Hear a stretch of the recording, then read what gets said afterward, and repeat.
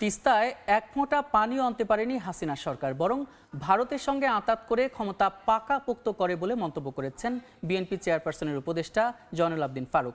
সকালে নোয়াখালীর সেনবাগে শহীদ মিনারে ফুল দেওয়ার আগে একথা বলেন তিনি।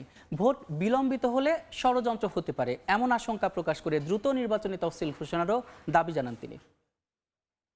এক ফোঁটা পানি যারা আনতে পারে নাই, যারা হিন্দুস্তানের সাথে আঘাত করে ক্ষমতা পাকাপোক্ত করার ষড়যন্ত্র করেছিল, বিএনপি ক্ষমতায় যাওয়ার জন্য নয়, বিএনপি এমন নির্বাচন চায় যে নির্বাচনে মৃত ব্যক্তি ভোট দেবে না। যারা বিগত হাসিনার রক্ত চক্ষু উপেক্ষা করে আন্দোলন করেছে, সে সকল দলের নেতৃত্বে একটি নির্বাচন হবে। সেই নির্বাচনে যদি জাতীয়তাবাদী শক্তি ক্ষমতা আসে, ইনশাআল্লাহ আমরা এই তিস্তার পানি আনার ব্যবস্থা করব।